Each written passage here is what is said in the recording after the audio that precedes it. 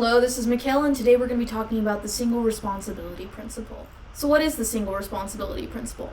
This is a rule that is one of 5 that makes up the acronym SOLID. The acronym SOLID was popularized in Robert C. Martin's book, Clean Code. And I'm going to be talking about some of the other principles in upcoming videos, but right now we're just going to be talking about the single responsibility principle.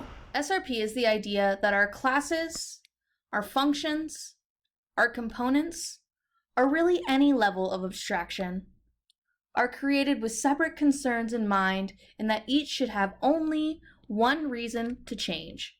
The reason that SRP is so important is that this rule can actually just instantly improve poorly written code by making code that doesn't fit together less coupled and code that does fit together more cohesive. By using this rule, you'll be able to easily test, reuse, update, and maintain code in the future, and this will help out developers who work on the project after you, or you if you decide that you're going to work on this project in the future. So we're going to jump on over to Visual Studio Code, and before I get started, I do want to say that this principle can be applied to any different paradigm of programming, including functional programming. Even though I'm going to be writing this in OOP, and I'm going to be using the class-based approach to design, you can also apply this in any of the functions that you write. So to get started, I'm going to be using the example of a bank. And so we're going to first start off by making a bank class. And at our bank, we are going to make a constructor that is able to take in the branch name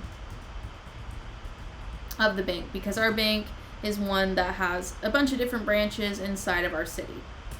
So we at our bank are able to take in user info because, of course, at a bank there's going to be new people hopefully joining and saving money with us and starting accounts with us.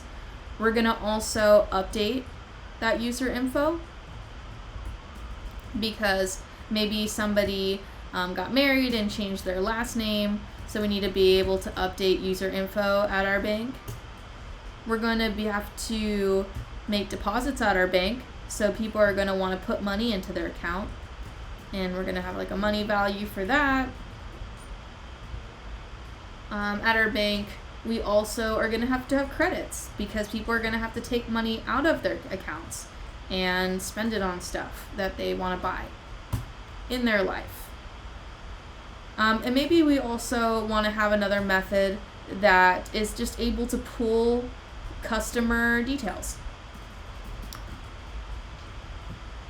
And it just gives an idea of what their account's looking like.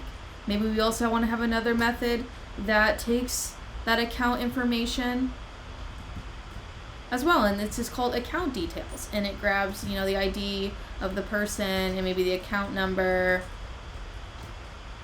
and it spits out account information. And so as you can see, this is already getting quite complicated. There's a lot of different things going on at this bank. We can take user info, we can update, we can deposit, we can do all these different things, but this is exactly where the single responsibility principle comes into play. So now that our bank is getting pretty complicated, we might want to start breaking down some of these details into separate classes. So maybe we want to make another class called customer. So instead of handling everything in our bank for our customer, we're going to have another class that's just specifically made for our customer. So let me go down to our customer right down here. I'm going to make a constructor for this as well, and I'm going to add an ID because we're going to use ID in our functions. We're going to add their full name, so we can of course get that.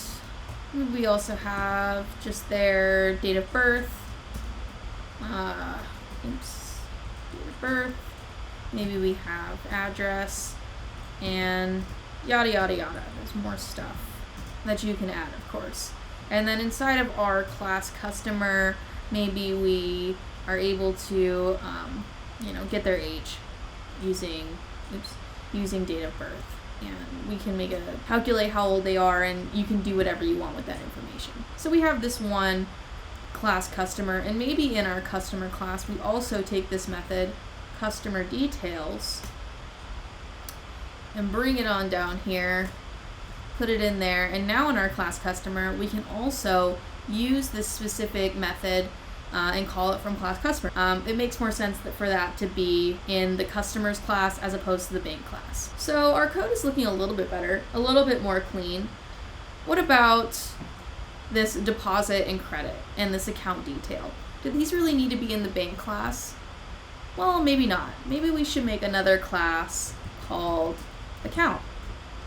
And in our account class, maybe we also have another constructor here. And let me go on down to class. And we're gonna add another this.id because this goes on with our account ID. And then we can go back up here and take our deposits, our credits, and our account values. Oops. Cut that. And paste it all the way down here in our account class. And just like that, we've made our code a lot easier to work on, a lot more readable, usable for future developers or ourselves in projects later on. So that's all you need to know to get started with the single responsibility principle. It's just the idea that you want to break down your logic into simpler details. You do not want to have big, huge, long classes or big, huge, long functions that do lots of different things because that makes it super complicated for you to be able to maintain and test on code in the future. Make sure to look out for my next couple videos. I'm going to be talking about the other 4 solid principles. Until next time, good luck with your coding and take care.